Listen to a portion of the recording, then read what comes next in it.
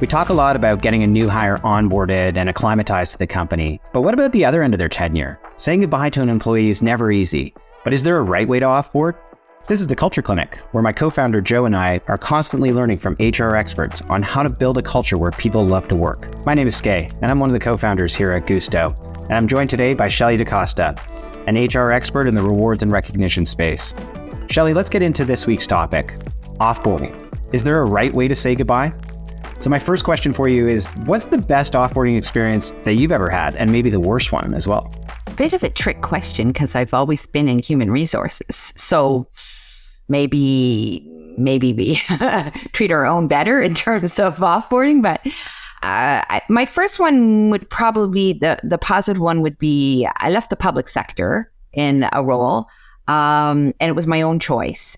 So that, obviously contributed to how I was feeling, but it was well handled. People had a party for me, they actually had a roast, but it made me feel like I had a contribution where people talked about what I had done over my tenure there.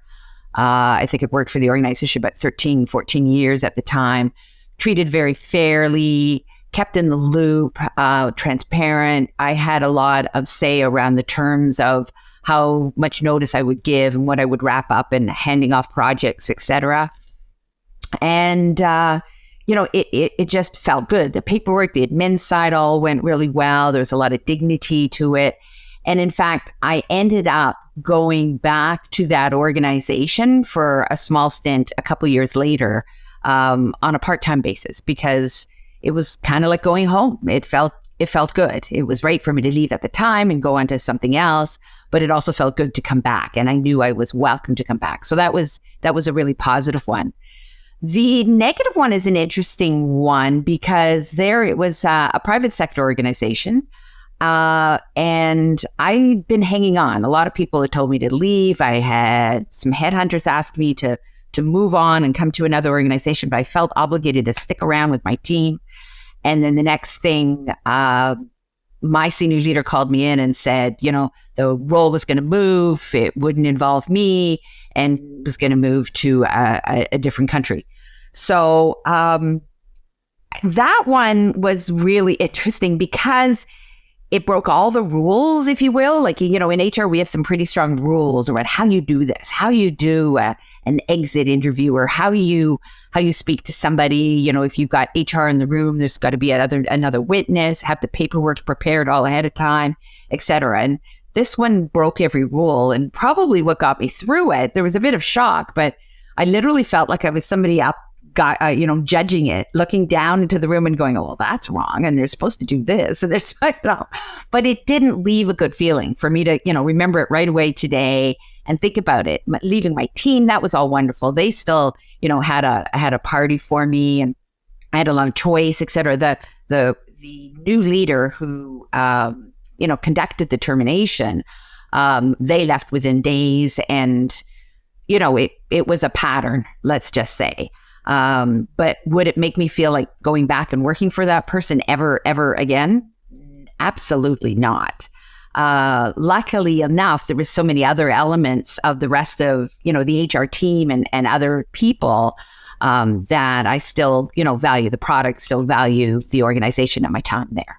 So yeah, two quite different stories. Early in my career, I did an internship, and I wasn't kind of leaving the organization per se, because it was kind of a summer internship with like a defined end period.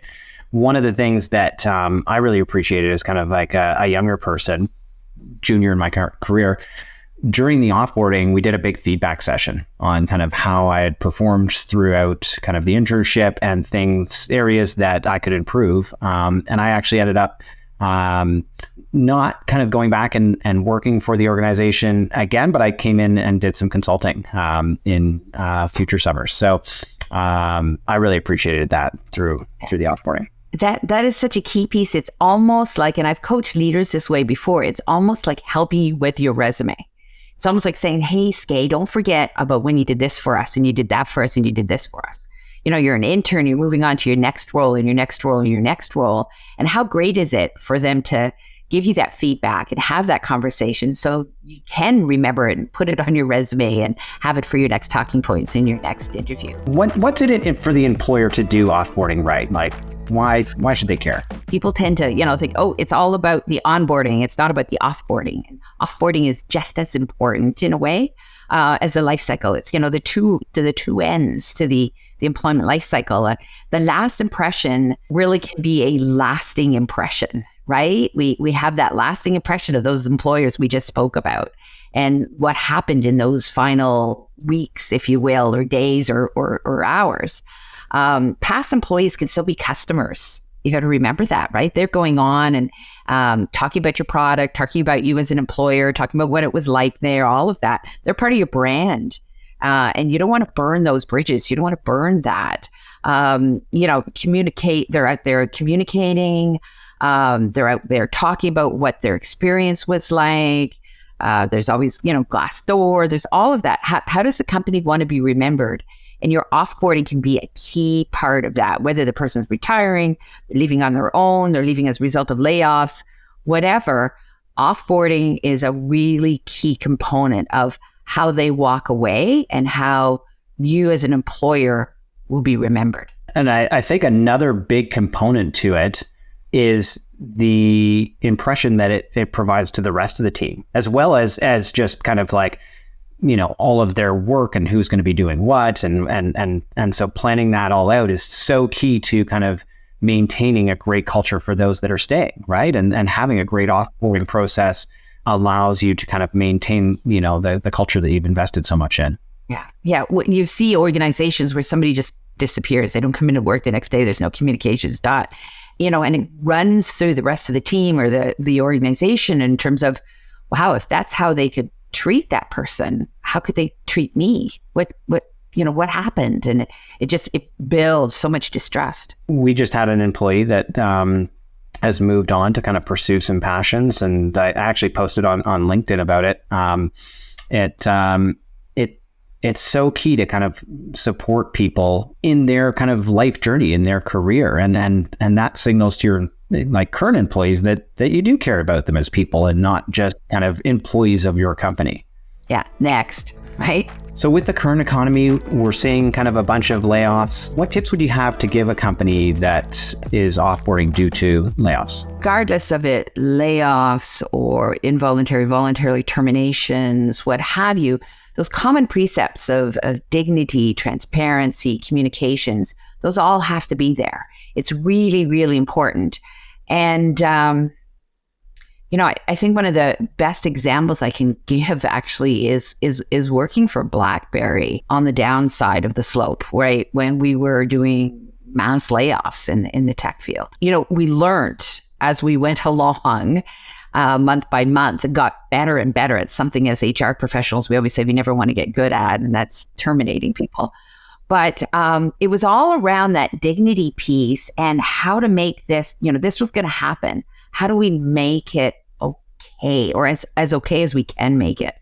And so one of the first ones was the whole, I call it dignity, but that whole sense of taking away your BlackBerry right away, right? Cutting off your access and drop your BlackBerry in the door and come in for this meeting kind of a thing.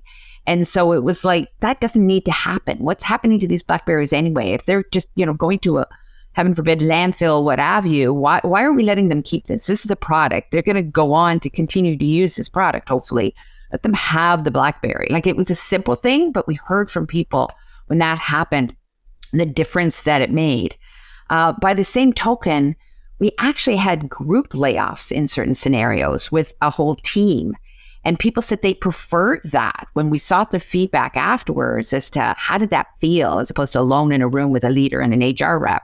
Here you were with, 20 other of your colleagues being laid off, and went through a slide presentation and then your envelopes to pick up with specific to your, layoff, if you will, and what it meant for you, and then opportunity to come back and have further discussion, questions, etc. And people said it meant so much to them because then it took away the fact that it wasn't personal. It wasn't just me. This was a layoff. It had to happen. I get it. Everybody's in the same boat. Difficult because now I know I'm going to compete for work with all of those people, but it helped ease some of it. And so I think, the biggest piece is keep checking in as you're going through these processes and finding out what's working and isn't working, and always trying to improve it. Keep the dignity in place. You whether voluntarily or involuntary, the key precepts, communication, right? You want to communicate out to the other teams what's going on. You want to communicate to the employee what's next, what's going to happen, exactly. Customers, there's nothing worse, admin, HR, IT, so all the connections can be made. Even senior leadership, there's nothing worse than, somebody be receiving notice and then bumping into a senior leader half an hour later, and they're like, hey, how's that project going? Blah, blah, blah. Because they don't know that you've just been terminated. So that whole communication piece is really quite massive. There's the downside and the, I call it ick side of recovering company assets. You've got to make sure you have provisions around getting laptops and keys and physical data and, physical and data back from people, whether it's a password or it's this or that changing it. That's part of that transparency, so that they understand, hey, I'm not doing this to be, but, we have to protect certain things in the organization. This is the way it is. So it's kind of like, here's your BlackBerry, go ahead, keep it, use it, etc. Your access will be cut here, but so-and-so has been notified, and you can still contact this, and you can still use it for HR matters, what have you.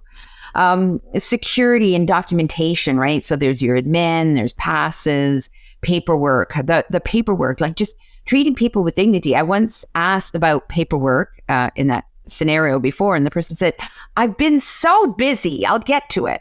And it's kind of like, that's not appropriate, right? Like, you want that person to feel like all your attention has been to making this go well for them, because it's critical, right? Emotions are high. It's a tough scenario, no matter how you look at it. So we're all about trying to make it better.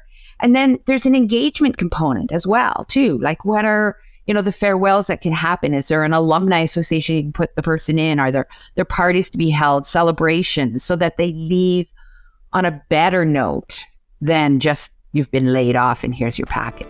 And so what if you're offboarding someone due to performance issues? Is it possible to make that a positive experience, or is it really hard? It's really hard. That one's a lot more difficult. The key still is to maintain dignity. It's really emotionally charged for everybody involved. I think it's how to structure it. Because 9 times out of 10, if it's a scenario where you're saying we're going to part ways, and we're going to part ways right now, if it's massive shock, that person wants to talk about what all they did wrong, what all the performance issues are. Tell me why. And, our guidance usually in human resources is now is not the time and the place. Like, we can follow up, we can have another meeting once all of this is sunk in. But when the decision's been made, the decision's been made. Time for those conversations is a couple of months or weeks back, when we were talking about performance issues that would kind of lead to this scenario. It's always going to be difficult, but there's still compassion. You can still provide outsourcing. You can still provide fair packages depending on what the scenario is. It's very, very rare that you're terminating for performance and there's not still some, regard to a package or keeping somebody whole for a period of time. Unless it's something like cause, in which case, if you're terminating for cause, it's usually pretty instant and it's just negative. That's all there is to it. But I think that the dignity is really important, because other employees are watching how you treated that person, right? And there's huge risk and liabilities as well, too, for people if you are not letting them speak and treating them carefully and, ensuring that they feel okay leaving the premises, and, you don't have security walking them out and in front of everybody, and, not allowing them to go back and get their coat at their desk and things like that. Like, there's some hard and fast, what used to be HR rules in the place. And we have to challenge those sometimes. Like, what's the purpose behind that? What is that going to do other than scare everybody else around? Brutal. Yeah, sounds it. So at the other end of the spectrum, Shelley, how would you approach someone moving on to a new opportunity? So that one's so different. But I still believe you have to have that positive approach. This is where it's really important for leaders to understand how important onboarding is, because 9 times out of 10, that person's not going to HR and saying, hey, guess what? I'm leaving to go to such and such an opportunity. They're going to their leader. And leaders need to understand their reaction, take a beat, settle down. It's okay. It's not the end of the world. They may be shocked, but be careful because this is really important. You might feel like it's a slap. Why are you leaving me? You're leaving the organization. How dare you? But hear them out and listen. Again, it's that lasting impression. Never close the door to the person returning. The ideal scenarios are exactly the one you spoke about, Skye, recently and mentioned on LinkedIn, where the organization is happy and excited and supporting that person with celebrations. They've found their next step, their next move. They want to go on. I've seen leaders be negative on that, and the employee is just going for another job in the same organization, but they still feel like it was a personal, leave to them, as opposed to being positive about it, thinking, okay, they're going to go on and they're going to get some more experience and they're going to go somewhere else. If we keep that door open, we still maintain those relations. They may come back here and bring all that knowledge and whatever they've gained back to this organization. It's really a great opportunity. And it's another opportunity as well to, treat with dignity and transparency, because there still may be scenarios where, we have to cut off your access or whatever. But it's also, see scenarios where saying, well, okay, well, you're leaving, so I'm not going to have you at this meeting, or I'm not going to have you at that meeting, or, or I'm not going to give you any more projects for the next week, et cetera. And it's important for people, for leaders to not just understand that, they're not leaving them, they're leaving the organization and they're leaving for a new opportunity. So this is a positive thing. But leaders also need to understand the culture of the organization and the culture of the region. So sometimes in a global organization, I've seen a scenario where a leader was from one country where, you go on garden leave if you're leaving, and you giving significant notice.